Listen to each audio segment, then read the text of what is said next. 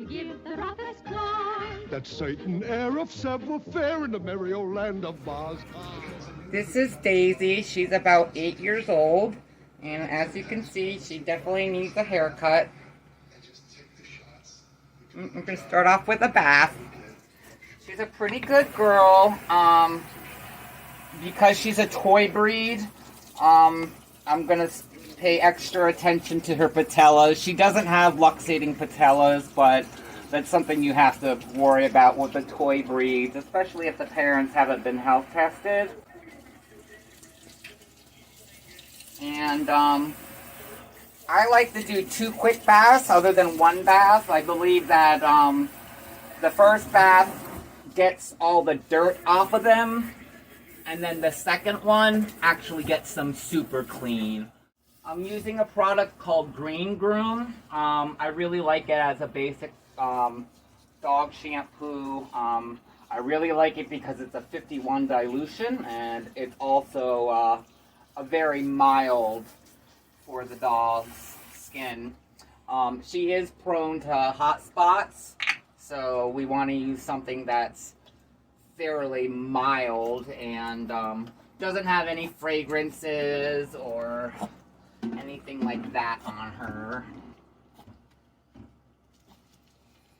I know, Munchkin. I know. And I like to start off with the corner of her eyes, even though she doesn't have eye boogers. We'll go through the motions. And then we go through the back, and sometimes we have little dingleberries or stuff there, so we'll go ahead and take care of that also.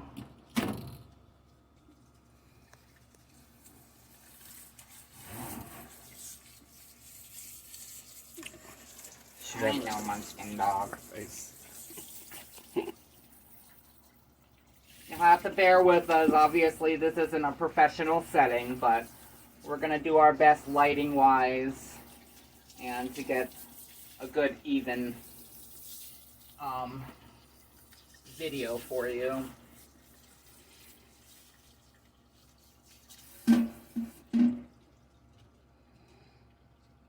This is a tearless.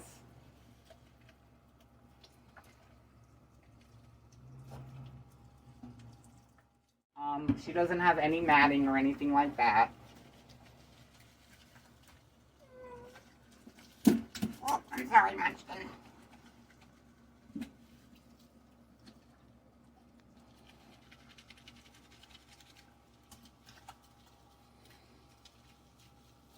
She doesn't have any problem with her anal glands, so we won't do that for her.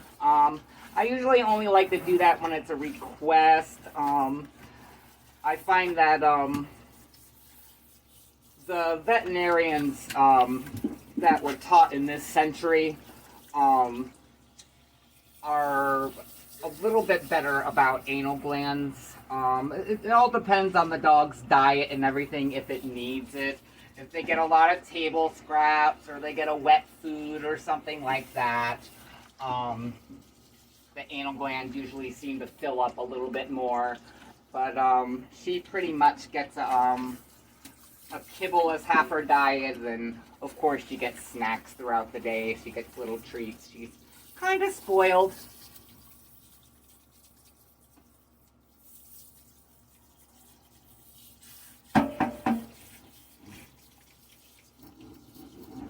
Okay, up like a big dog. Up, up, up, up, up. Good girl. You're a good girl, baby. Yeah, you're a good, good Munchkin dog. Alright, we're squeaky clean here.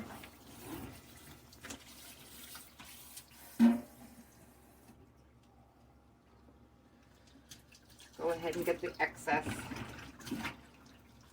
off of her while she's in the tub, or the sink.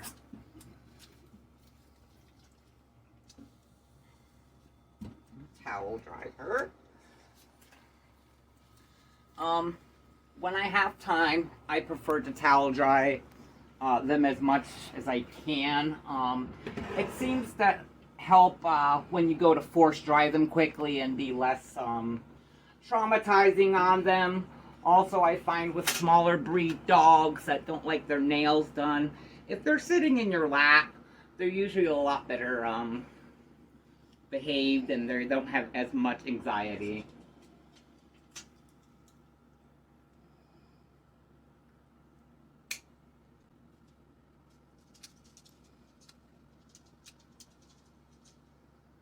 I try to get as close as I can without quicking the dog. I love nice rounded feet, so the shorter we get the nails, the more rounded foot we will get.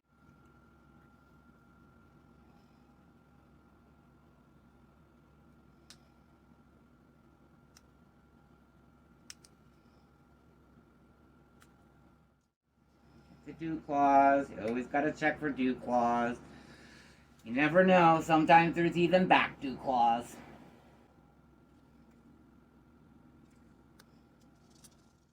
Alright, Munchkin, I know. Good girl. Alright, one more foot. One more foot. Sorry if the lighting isn't perfect. We're trying to improvise as best as we can for you, and I guess since this has to be uploaded, the world's gonna see it, so we tried our best to make the background surroundings as nice as possible. Okay, we're gonna start drying now. I don't have a fluff dryer with me, but with her coat being, you know, fairly straight, we should be able to do it with a force dryer just fine. Not sure how she'll act, but what I'm gonna do, since she is a drop coat, is I'm gonna line dry over here, and then I'm scissoring her legs in a teardrop form that I learned from the Academy of Nash, and then I'll be drying her face, and I'll be drying it upwards because I'm trying to get a nice terrier look and have some volume up here, which you normally don't see. That's the way she's gonna be, so we'll see which way she acts. Hopefully she's a good girl.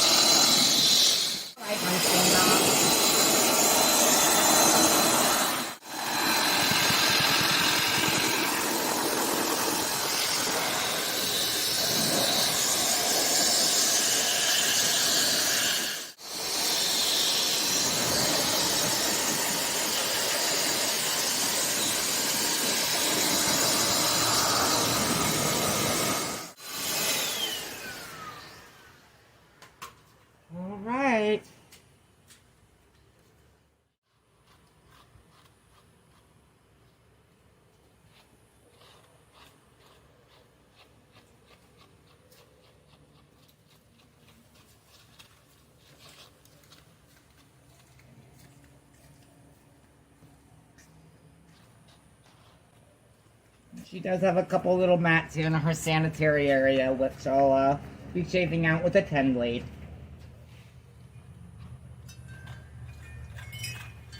Okay. We'll be right back with the haircut. Time for the haircut. She needs quite a bit off her beard.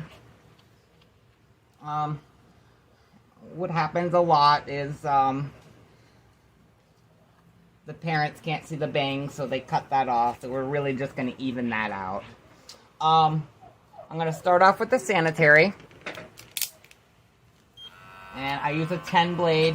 On the smaller dogs, and all the dogs really, I really like to use the 5-in-1s. It's a lot lighter, and I feel that it's not as noisy for the dogs, so they're usually act a little bit better on it, and it's also a lot lighter on your hands, so it's not as physically tolling on my body.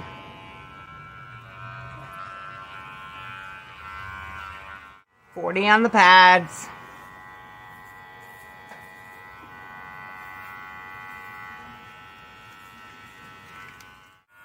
She's got a little bit of dermatitis here on her pads of her feet. She has some allergies. I'm not sure if it's from the chemicals that they spray here at this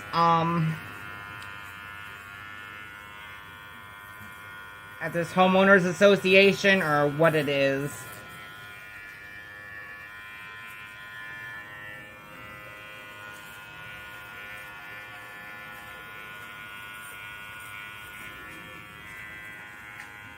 All right, very good.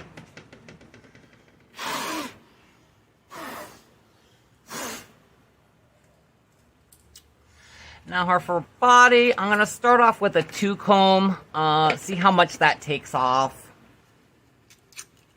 And if not, I'm going to drop down to a 4-comb.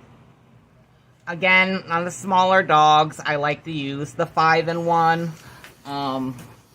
It's just a lot more lighter, and I think the dogs, oh yeah, the 2's going to be fine. And the dogs seem to like it a little bit better. With every dog, you have to take into consideration, every dog is different. You have to take in consideration of its conformation and the way that you can best hide the faults and accentuate the good parts. Since she's a little bit chunky, we're gonna go ahead and we're gonna take, we're gonna outline her belly here to make her look like she's got a little bit more angulation than she actually has.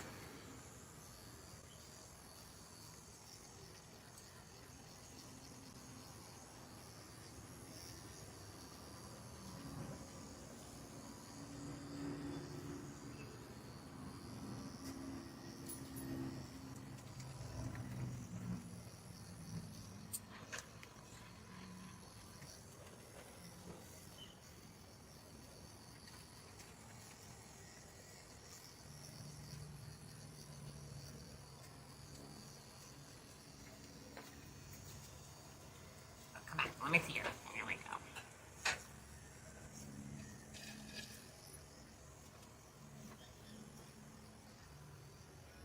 go. Okay. Time to do scissoring and finish work.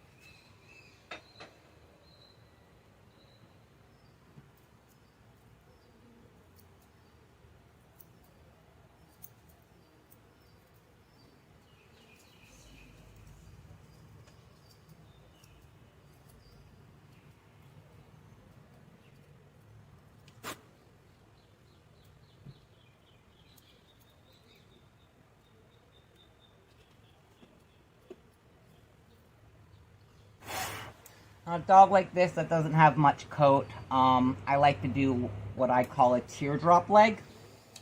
And it just leaves a little bit more coat on them. Especially for your people that want to have a fluffier dog, it takes the hair off where they mat the most, and then you leave the hair where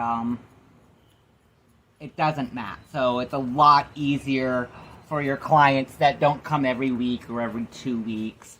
Also for the resort, it's a really good trim, or a style of a trim for the dogs that are active and they're running around, they're getting wet, and they have a curlier coat, and they're gonna you know, mat up as quick. They're gonna mat up pretty quickly and whatnot.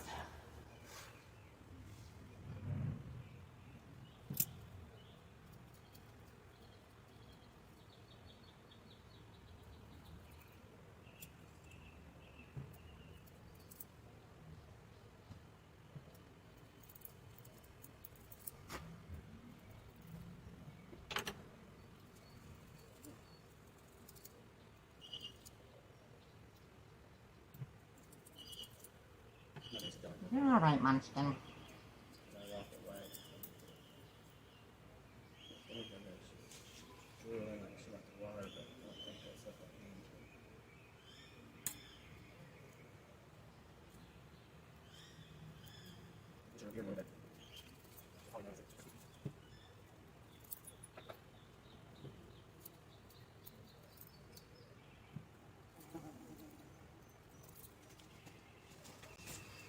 Have to forgive us. We're both quite hot, it being June in Florida, and the best lighting we could find was outside on this patio. So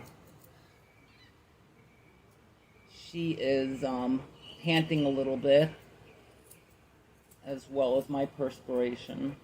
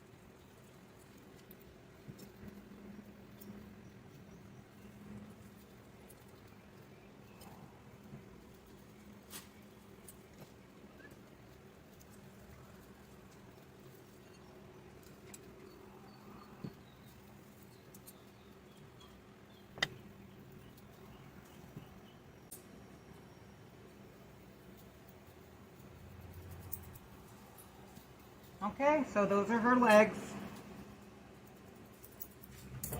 We're going to go ahead and take a cold beverage break and cool down a little bit. And I'll finish her other side. The legs, I'll do them the exact way that I've done these. And then we'll move on to her face. Okay, now we've moved on to the face. She's got a lot of beard here, and we're going to give her a rounded face.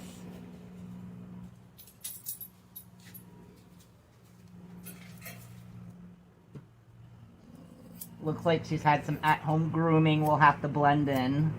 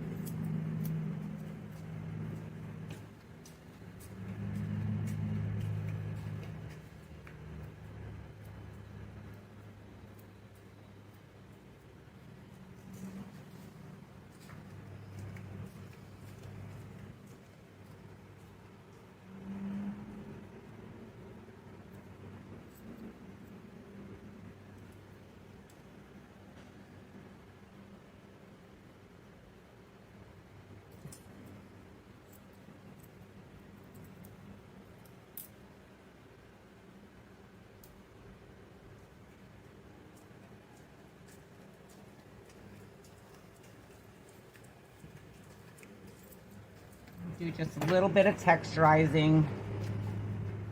One thing I learned in cosmetology school is short hairs push longer hairs. So that'll give her a little bit more volume and movement.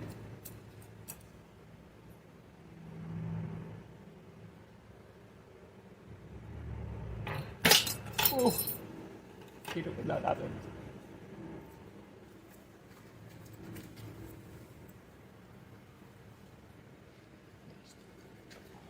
thank you.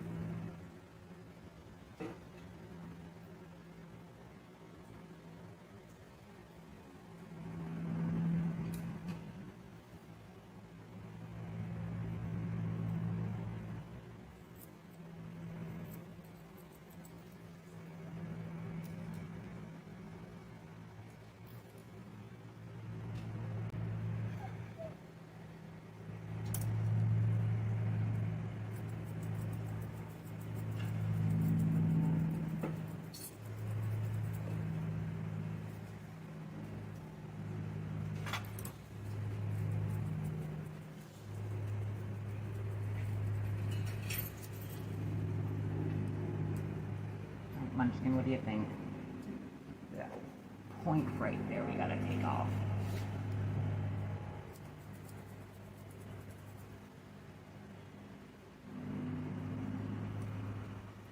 Alright, I'll go ahead and do the other side of the face, just the same. Alright, here's the finished product.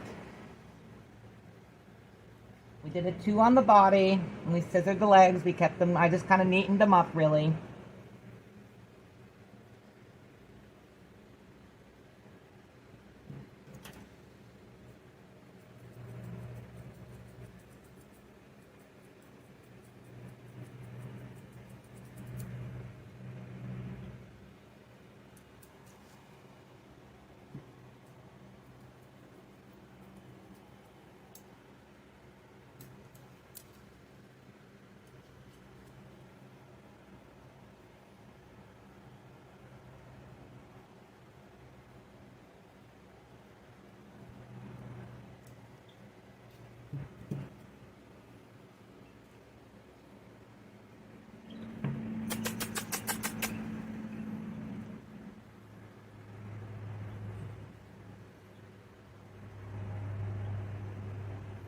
Alright.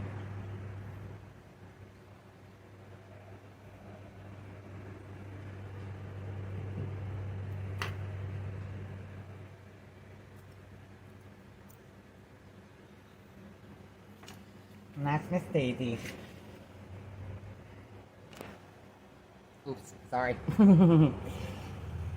Alright, thank you. I hope I did everything that you wanted to on this tutorial. You ought to be in pictures. You're wonderful to see. You ought to be in pictures. Oh, what a hit you would be. Your voice would thrill a nation.